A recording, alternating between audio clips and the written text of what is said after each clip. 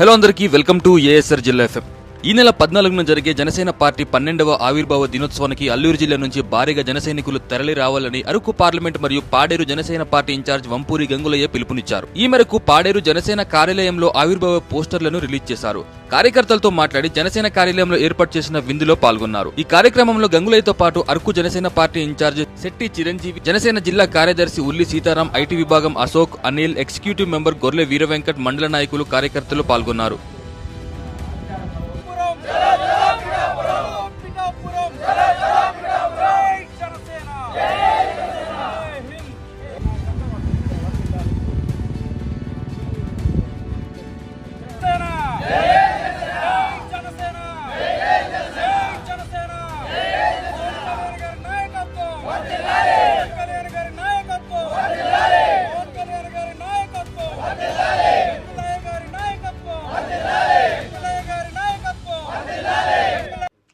Janasena party 12వ ఆవిర్భావ సభను దృష్టిలో పెట్టుకొని ఈరోజు అల్లూరు సీతారామరాజు జిల్లా పాడేరు కేంద్రంలో అరకు పాడేరు నియోజకవర్గానికి సంబంధించిన ముఖ్య నాయకులు, కార్యకర్తలతో ప్రత్యేక సమావేశానికి విచ్చేసినటువంటి Araku point of contact Chiranjeevi గారికి, అదేవిధంగా జిల్లా సంయుక్త కార్యదర్శి సీతారాం గారికి, పాడేరు మండల శాఖ అధ్యక్షులు మురళీ గారికి, వివిధ మండలాల నుంచి వచ్చినటువంటి మండల అధ్యక్షులు, క్రియాశీలక కార్యకర్తలు, నాయకులందరికీ కూడా పేరు పేరున ప్రత్యేకమైన నమస్కారాలు.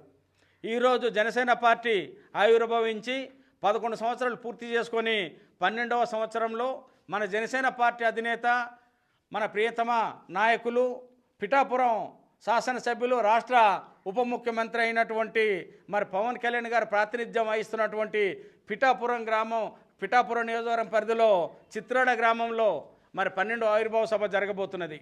ఈ సభ అనేటటువంటిది ఎంత ప్రతిష్టాత్మకమో మన అందరికీ తెలుసు. ఎందుకంటే గడిచిన 5 సంవత్సరాల కాలంలో రాష్ట్రంలో విధ్వంస పాలనతో కూడుకున్న విధానాలు అవలంబించినటువంటి వైసీపీ ప్రభుత్వాన్ని సాగనంపి తెలుగుదేశం, జనసేన, బీజేపీ కూటమిగా ఏర్పడి ఎన్డీఏ కూటమి ద్వారా అధికారం చేపట్టి 8 నెలలు అవుతున్న సమయం ఇది.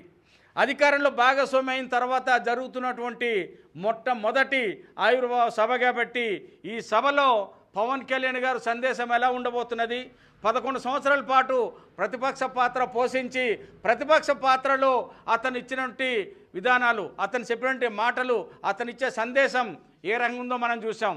కానీ ఈరోజు అధికారంలో భాగస్వామి అయిన తర్వాత జరగబోతున్నటువంటి ఈ యొక్క మీటింగు మన జనసేన పార్టీకే కాదు, రాష్ట్ర ప్రధానికి ఎదురు చూస్తున్నటువంటి సందర్భం అనేది చెప్పక తప్పదు.